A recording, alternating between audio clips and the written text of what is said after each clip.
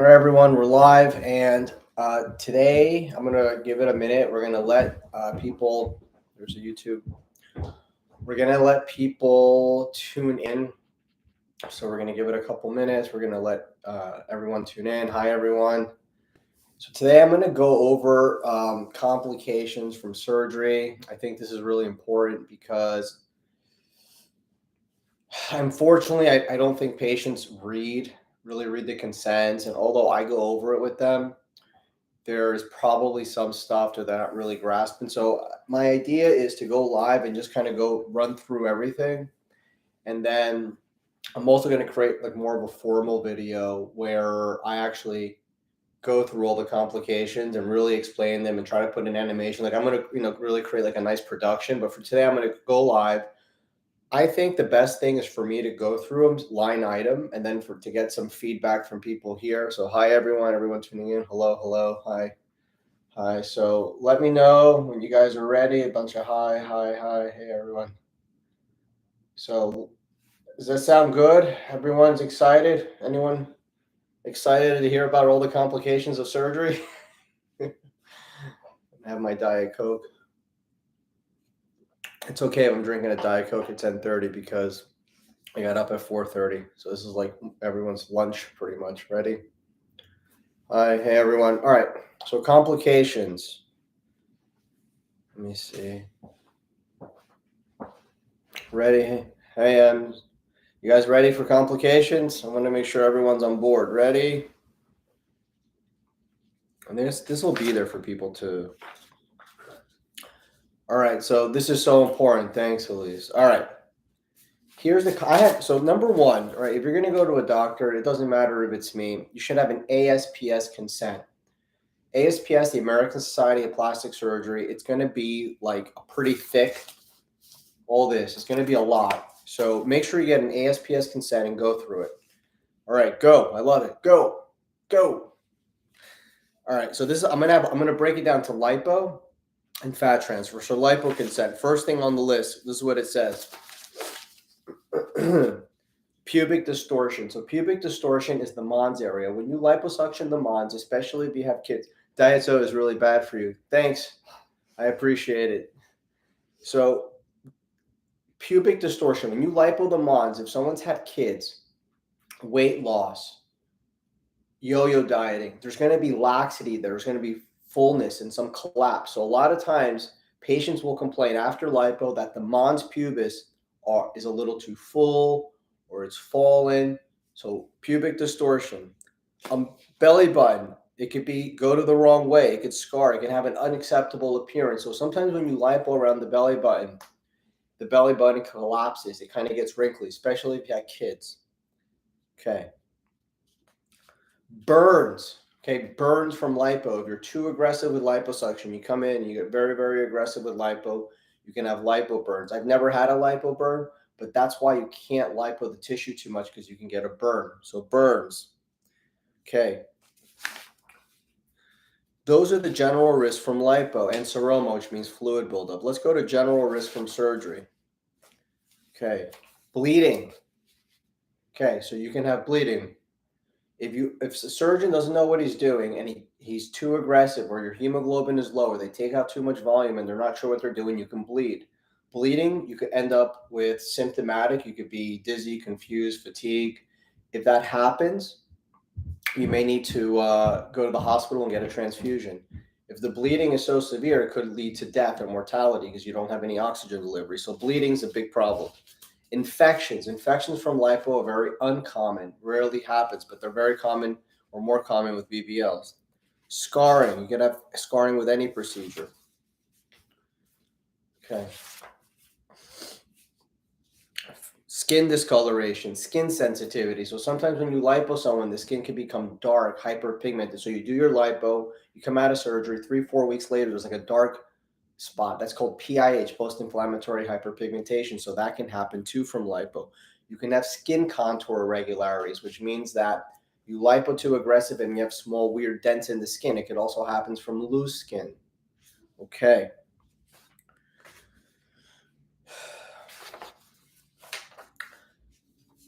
So any questions so far? I went through some basic ones. Any questions so far? Yeah. I was going through them. Hold on. Okay. So we went through some of the basic lipo ones. What are the problems with cardiac and pulmonary complications? Okay, pulmonary complications are secondary to pulmonary emboli, a blood clot. Okay, this can be life-threatening and fatal. Most patients who are getting elective surgery have what's considered a low risk or Caprini risk assessment, low risk. If you're getting surgery, you want to know where your Caprini score is. Most most Caprinis are going to be, most patients who do a lipo, an elective procedure, are going to have a low Caprini score. Okay. So if you had a high Caprini score, you would be on anticoagulation after. I put some of my patients on anticoagulation, like Eliquis. So you can have a cardiac or pulmonary complication. What's a cardiac complication? Patients could develop arrhythmias. Their heart rate can go really fast, their heart rate can go slow. Why does this happen? I had a patient who was hyperthyroid. Her thyroid was very high. She didn't know. We put her to sleep, and the next thing you know, like this, her heart rate was like 170, and we had to stop the procedure. Patient's fine. She got checked out. We ended up doing her surgery a couple months later. But sometimes patients can have an arrhythmia. I had a patient not that long ago, lovely woman in her 50s, and in the recovery, her heart rate started going crazy. She had atrial fibrillation, AFib. We had to send her to the ER, control her rate, etc. So cardiac arrhythmias could happen even if you get an EKG, even if you get medical clearance. And although it's unlikely that they're deadly, they can be potentially deadly. So cardiac, pulmonary problems. Okay. What else? Sleep apnea. Here's a big one. I want you guys to really pay attention to this, especially if you're high BMI. All right, so look, individuals who have sleep apnea, okay, are at substantive risk for respiratory arrest and death when they take narcotic pain medications following surgery. This is an important consideration, including death, okay? So basically, if you're overweight, you have a big neck, you snore a lot at night, you have a problem staying asleep, you wake up throughout the night, you're tired, right? You snore, all this stuff, you have to tell us because we have to either keep you in the recovery longer, we have to put an oral airway in when you wake up. But if you obstruct after, that's a big problem. So those are the basic risks with the lipo. Any questions about that so far? I know this might be a little heavy medical, but I saw a lot of people saying like scary. Like yeah, yeah, you should be afraid. Okay. Guys, this is not a joke. You know, it's just like we play around, and I know I'm like, you put up all these results and happy people, but it's not a game. It's not a joke. It's very serious what we do. And just because it's elective doesn't mean something bad can't happen. And just because something bad happens doesn't mean the doctor messed up. You have to understand that there are things outside of our control that can happen. Yes, doctors mess up, just like there's good doctors, there's bad doctors, absolutely. But sometimes things just happen. All right, so fat transfer. I know fat transfer is actually, I think, a lot more dangerous than the liposuction stuff. So where's the fat transfer stuff? Here. So here's the fat transfer stuff. Okay. So fat transfers. What can happen with fat transfers? The most common thing is going to be infection. So you put fat in the butt, and then the fat dies. It liquefies. It gets infected. This has happened to me. Yes, this has happened to me. I've done 2,200 surgeries. Things happen. Sometimes you can manage it very easily by draining it. Sometimes patients end up in a hospital with IV antibiotics. So infections after a fat transfer can definitely happen. Okay, you can get firmness, lumpiness, or sometimes the fat calcifies, it gets hard. And if it gets hard, you feel a little bump. This is usually not a big deal. It's like a little marble. It's annoying. It goes away over time with massages. Okay. You can get blood clots, the same thing. You can get pulmonary complications, same thing from a pulmonary emboli. Okay. What's the big one? It's the fat embolism when it's not done right. So fat embolism when it's not done properly, right?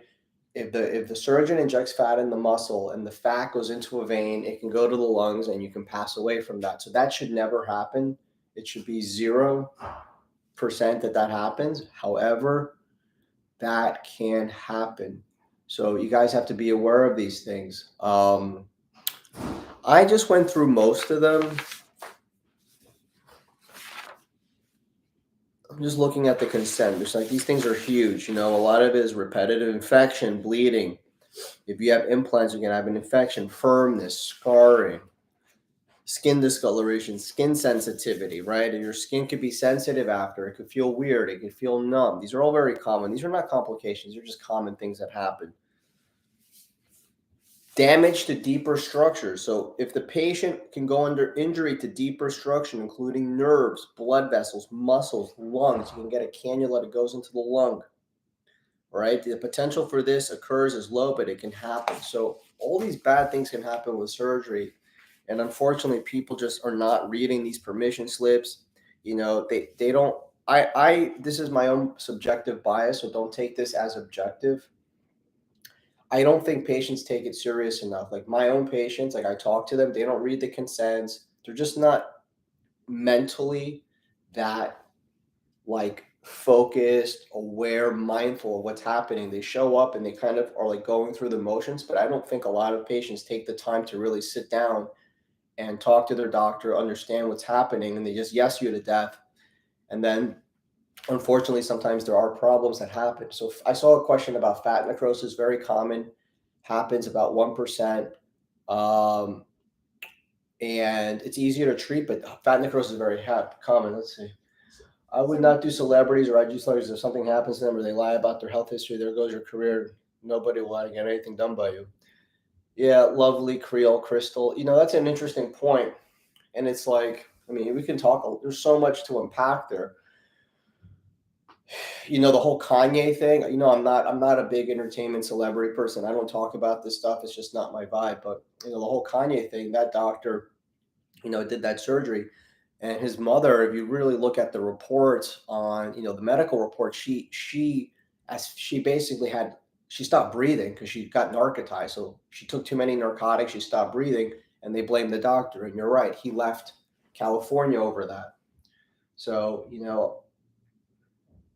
thanks, Glamour. What else? So now I went through everything. Do you guys? Someone said, should a person do a stress test before BBL? If a stress test for a BBL is indicated if you have an abnormal EKG, you have symptoms. So let's just take the average person, 35, no problems. They don't need a stress test. So your doctor is going to consider who should get a stress test or not. I have some of my patients get a stress test. Let's say you go get an EKG, right? The electrocardiogram. Something looks weird. The patient says, "Oh, I don't know. I have chest pain every once in a while. Maybe it's reflux disease. Maybe it's a rib problem. I don't know. I have chest pain, doc." They're going to get them a stress test because a stress test is going to put your heart under stress and make sure you're not symptomatic and you don't have a weird rhythm when your heart is under stress, because stress is what surgery does to you. Surgery puts you under stress, right? When you go to sleep, your heart rate's going to raise, your blood pressure is going to drop. It's normal. That happens. So do you want to make sure your heart rate can tolerate those physiologic changes? How are you not scared of the what is? That is your yeah, what ifs? How are you not scared of the what ifs? That's your name. How are you not scared? Yeah. Glamour, listen, Glamour, let me tell you something about life, okay? You show up, you do the best you can, you give everyone love, you give everyone kindness, and then you surrender, because I can't control every result. I know that I could show up and be the best I can be. But if something happens outside of my control, then, maybe whether you're religious or not, I have faith. I just surrender it up to a higher power, because I can't control everything that happens. And I have to be okay with myself, knowing that I did everything I could and that certain things are just not on me. But you don't, people in the OR see me. I have a very healthy amount of anxiety when I'm operating. I'm tense when I'm operating, because I'm always looking to make sure everyone's okay. All right. So let's see. Fat transfer to breast, same risk. No, you're not going to get a fat embolism from a fat transfer to breast. However, you have a fat transfer to breast, if you have implants, the implants can get infected. You have to be careful with that. Also, part of the fat transfer to breast is that since transfer,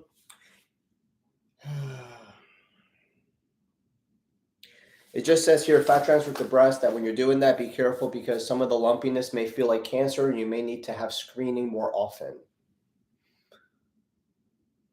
If you have heart palpitations, we talked about it.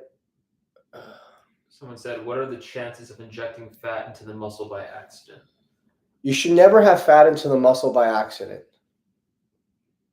See, there's also, it's really interesting because it's not just going through the muscle, it's also how much you put in. Like, for example, let's say I'm doing a fat transfer to the butt and I'm moving the cannula. I can pierce the fascia and go through the muscle and maybe put a couple drops in the muscle. They've studied this. It doesn't do anything if it's just transient, like a little bit. What really causes an embolism is if you take the cannula, shove it in, and just go.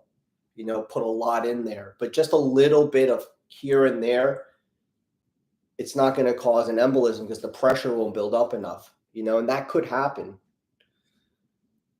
Can you choose to not go under general anesthesia? Will it lower the risks? Here's my Diet Coke, which is not healthy, that someone pointed out to me. It's a Coke Zero. It's a Coke Zero. Did you hear my question? We love you too, Alexis. I'm not paying attention, Nikki. Okay, can you choose to not go under general anesthesia when getting a BBL? Will it lower the risk? You can choose not to go under, but I do them all under. Will it lower the risk? Thanks, Kat. It doesn't lower you. Well, you eliminate if you don't undergo general anesthesia. Captain Obvious. Then you will eliminate the risk of general anesthesia, won't you? That was my question. Just messing with you. What do you suggest eating healthy vegetables when having hypothyroidism? I don't know your diet's going to help that much with hyper and hypothyroidism. I'm not a pro at this, but I would say see an endocrinologist. You're the best of the best. It's very kind of you, agree. Well, medical clearance check for those things you mentioned, such as blood clots. So listen, medical clearance is very basic. Labs, doctor, EKG. Blood clots can happen to anyone. And we're going to do a Caprini risk assessment to see where your risk stratification is, low, medium, or high risk. If you're high risk, we have to anticoagulate you, put you on a blood thinner, usually Lovenox or Eliquis. But I've had 5 patients in 8 years get blood clots. They all were okay. They all lived. But one day, that may not be the case. And it doesn't mean I'm a bad doctor because I check everyone out. They all get their clearance. We anticoagulate with whoever needs to be anticoagulated. But like I said, things happen. We don't have control over every single thing as much as you say you do.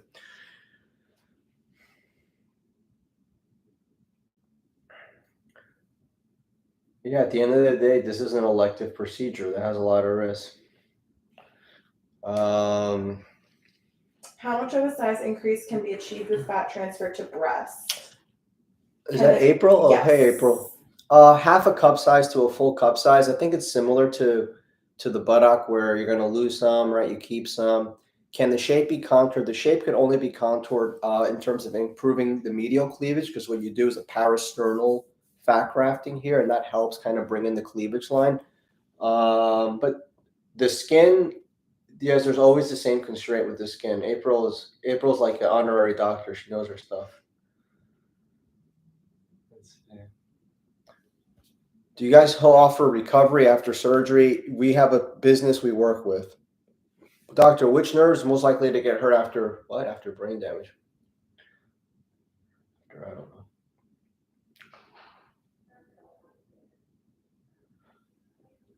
Yeah, in Europe, things are done differently. Things are done in the hospital. I think it has to do, a lot of it has to do with the economics, also safety. I don't think that there's a lot of data showing that if you get a breast dog, staying in a hospital is a waste of money for patients. But if a patient wanted to stay, here's the deal. If you want to stay in a recovery in a hospital, we can keep you there.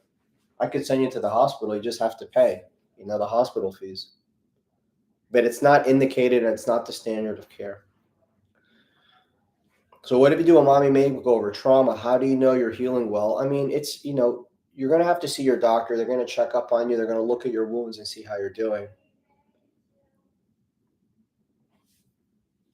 Had a C-section, started to hemorrhage. Would love to do a mommy makeover. I'm afraid. Well, makeup by Trisha. I don't know why you hemorrhage, but yes, you could bleed. A lot of times you control the bleeding. What you need to do is make sure you don't have a hereditary problem where you bleed. So get checked out, get blood work, make sure you don't have a hereditary thing. Make sure your hemoglobin is tanked up before you start, and you should be fine. Yeah, go Cheeto Love. I agree with you. I'm gonna do like a video where we do where I really like I'm gonna sit down a more formal video, I think, and try to explain this and make everyone watch it and sign off on it. Because people, like I said, they don't read it, and then when it happens to them, they're like, oh.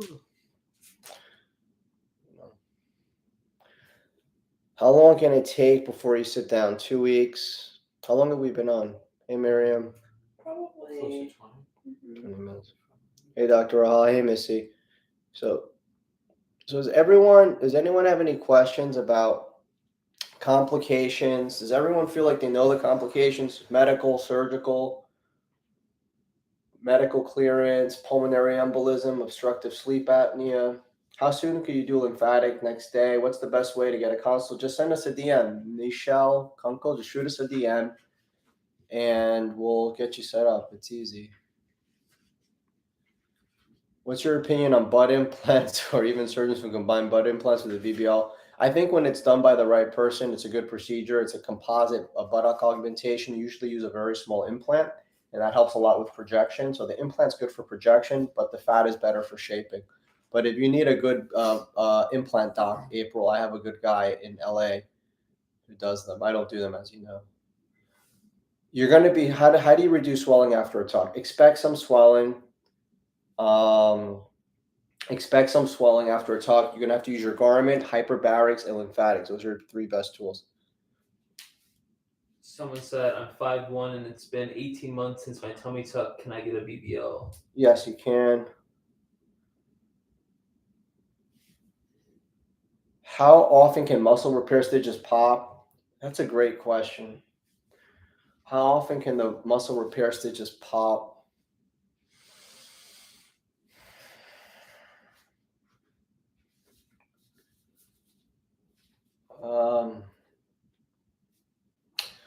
It's not that they pop, it's that the fascia rips. So your body tears through is what usually happens. The stitches don't tear through because the stitches are usually very firm or very strong. This is also serious. This is also, yeah, it is serious. I'm glad people are taking it serious. I don't think people take things serious enough. I take things very serious in the OR. It's not a joke. It's not a game. It's not, I'm not trying to glamorize this. There is a part of plastic surgery which is fun and cool and glamorized, but it's very serious. And I think people need to take it serious, and doctors need to take it serious too. When under surgery, if heart starts the haywire protocol, if we have a weird issue and you're asleep, I'll wake you up right away and take you to the hospital. Is it recommended to prepare the body for like 2 more weeks before surgery, like diet, exercise? Just don't smoke, don't drink, don't take weird drugs, don't take any illicit drugs, and you'll be all right. I don't know that stone and cancer. I'm not sure what that means. If we have had we have to see our own doctor. In general, if you have a complication, you should go back to your own doctor. If your own doctor doesn't want to see you, or you don't want to see them, or in a different country, you can always have another doctor here see you. Yeah.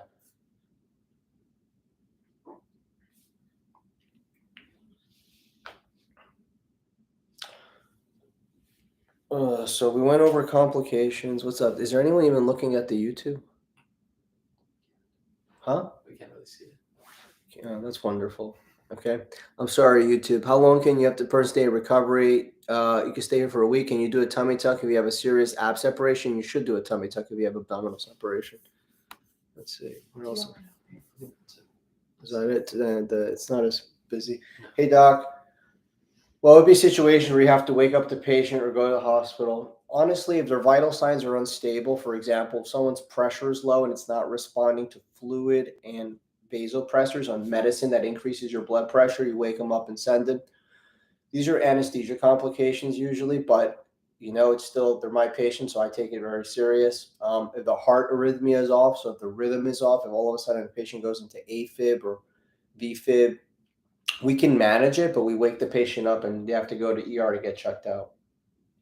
Basically, if a patient becomes unstable during the procedure, what happens when you get pregnant after a tuck? It just stretches you out again. Hey, Doc. Hey, both of you.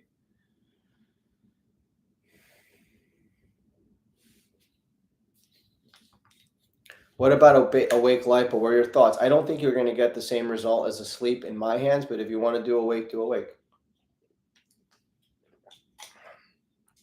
Does everyone feel like they know the risk of surgery a little bit better? During surgery, besides you, who was present during a mommy makeover, for example? It's always the same 4 people, standard.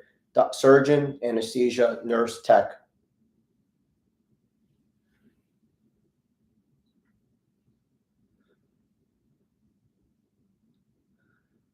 That's it.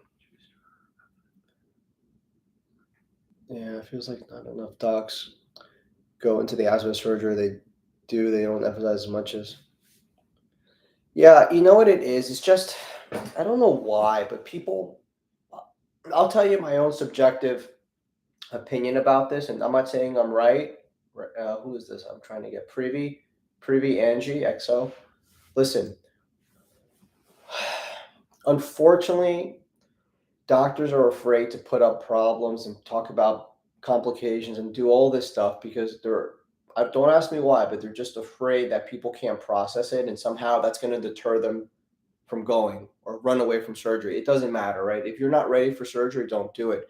If you think by me, if I'm telling you, hey, I've had these complications and you say, I don't want to see you, great, don't see me. Like, you're doing both of us a favor. I've had every complication possible, probably except death and fat embolism, but I've had infections, I've had bleeding, I've had people go to the ER, I've had arrhythmias. I'm experienced. So I've had these problems. All my patients are well taken care of. They're okay. So you need to understand that things can happen outside of our control. I'll be there for you and I will hold your hand and I'll make sure you're okay and I'll get you out of it. But these things can happen. So I don't think people want to talk about it because they're afraid. They're afraid that the response is not going to be what they want. But like I said, we can't control the response.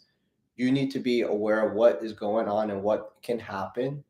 And you need to be comfortable that your doctor is going to hold your hand and be there for you if you do have a problem, right? He's not going to just be like, oh, whatever. And it's not my problem. It's the anesthesiologist's problem and not care. So it's very important that you guys know this stuff. And I agree with you that, that it's just not talked about enough. I'm going to do a better job with this stuff too. I'm going to create some videos, show you all the problems. I may even show you some of my complications. I've been thinking about doing that and say, look, this is my fat necrosis. This is my this is my that. And like I said, if you run away, great, run away. But I'll also show you once it's fixed and once it's fine, and you'll be like, oh, okay, I get it now. Thank you. You're welcome, Karita. You're welcome. You're welcome. Surgery coming up, Eden. I love tuning in. Thanks, Kimoni. I appreciate your honesty. Of course. Thanks, Steph. Thank you for your transparent passion. You're welcome. All right. So nice talking.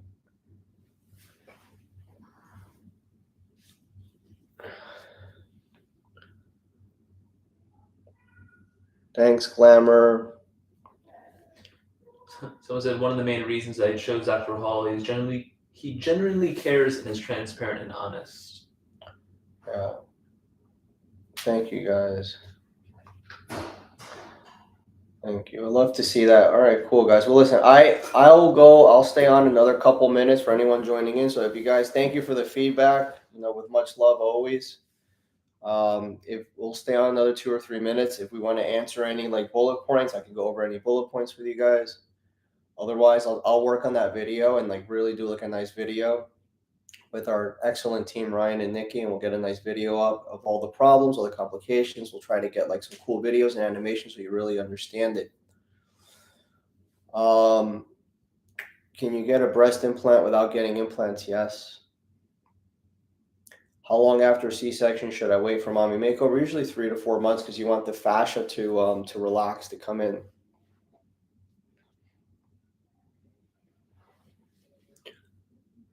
Hi, binge watch your videos. Thank you. You have your patients do lymphatics. Yes, thank you. I usually do lymphatics after the next day. Can I do lipo before pregnancy? Sure.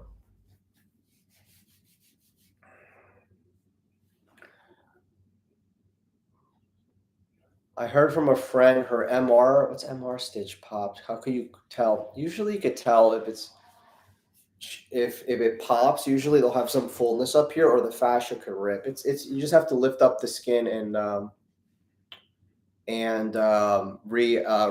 replicate. Has it happened to me? Yes, it's happened to me. Like I said, it's called experience. But we can handle it. Is there any way to get a buttock augmentation other than BBL and implants? You could use syringes, but it's very costly, but it can be done with syringes. I don't do silicone removal. Nope, never done it. Not my thing. Recovering now from a breast dog with Rahal is amazing. Oh, thanks. Thanks, Aaron. Very sweet of you. If someone were to want a second round results they want, how long would you recommend? Usually 3 to 4 months.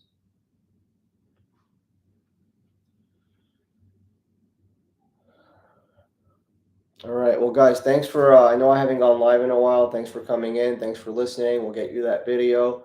If you have any questions about complications, shoot us a DM, a text. It's really important that you're aware of everything that can happen. Make sure you sign an ASPS consent. Make sure you get medical clearance. Make sure you get an EKG. Make sure that if the EKG is weird, you get more further workup. Make sure they're doing a Caprini risk assessment to see what your blood clot risk stratification is, and make sure you trust your doc and you feel safe. Much love always. Be well.